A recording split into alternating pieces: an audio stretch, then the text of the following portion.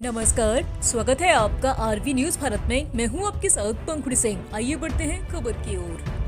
राजस्थान में पंडित दीनदयाल उपाध्याय की पुण्यतिथि के अवसर पर आयोजित की गई संगोष्ठी। जिला अध्यक्ष भाजपा अलवर उत्तर श्री उमेद भाया, जिला मंत्री श्री सुरेंद्र यादव, प्रवीण यादव चौबारा गाँव के गोगा बाबा मंदिर पर पहुँचने पर चौबारा ग्रामवासियों द्वारा फूल माला व साफा पहनाकर स्वागत किया गया। इस अवसर पर हरि सिंह राठावत, हनुमान सिंह शेखावत, ओम प्रकाश शर्मा, अजीत सिंह, धूम सिंह, प्रवीण चौहान, किशन सेन, मनोहर लाल, प्रकाश सिंह, राजेश शर्मा, हितेंद्र सिंह, जितेंद्र सिंह, विकास, सुरेंद्र सिंह, दौलत, परवीन पंडित जी, प्रेम सिंह, मदन प्रकाश, सरवन सिंह, मोहन प्रजापत, चंदन, कमल, इंडियन आदि लोग उपस्थित रहे।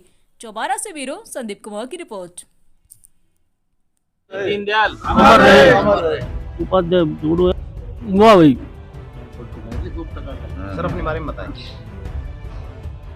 मैं भारत का नागरिक हूँ, ग्राम पंचायत कुतीना और ग्राम कुतीना का रहने वाला हूँ। और भारत उद्देश्य तो पार्टी ने गांव चलो अभियान नाम से अभियान दे रखा है 1 सप्ताह का, और उसी अभियान के तहत ये मीटिंग हुई है। आज 11 फरवरी है। आज सरदेव दीनदयाल उपाध्याय जी की रहस्यमयी परिस्थितियों के अंदर मौत हुई थी।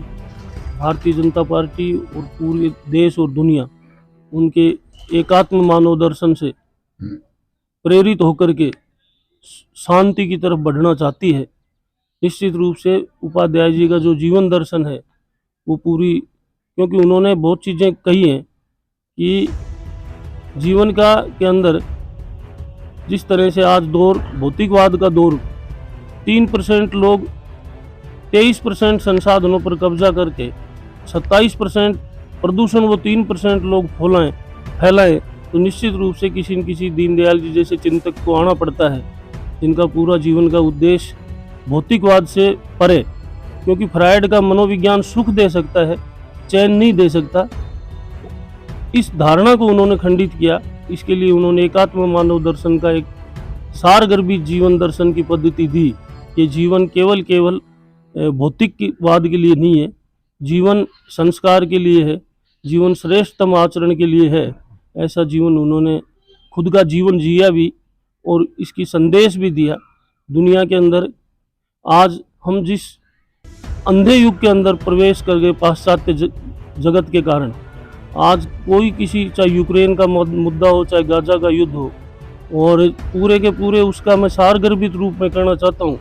उपाध्याय जी से प्रेरित सरदेव अटल बिहारी वाजपेयी जी ने कहा कि स्वतंत्र होकर मैंने कब चाहा कर लूँ मैं जग को गुलाम, मैंने तो सदा सिखाया है करना अपने मन के गुलाम, गोपाल राम के नामों पर कब मैंने अत्याचार किए, कोई बतलाए काबुल में जाकर कितनी मस्जिद तोड़ी, भूभाग नहीं सत सत मानव के हृदय जीतने का निश्चय।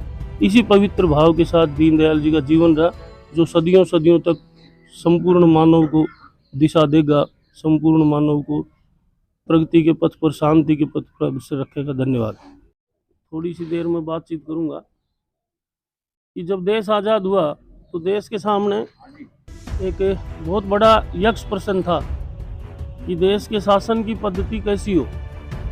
तो कोई समाजवाद की बात, कोई पूंजीवाद की बात, कोई मार्क्सवाद, लेनिनवाद। उस दौर में उपाध्याय जी ने यह विषय रखा कि आखिर हमारी मजबूरी क्या है।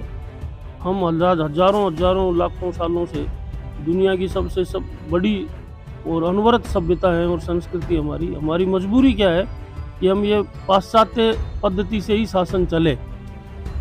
आज के जो कार्यकाल में जो मोदी जी की सरकार चल रही है, वो क्या काम अच्छा लग रहा है आपको? खासकर बहुत पूर्व जो सैनिक थे उनके लिए बहुत अच्छा किया है।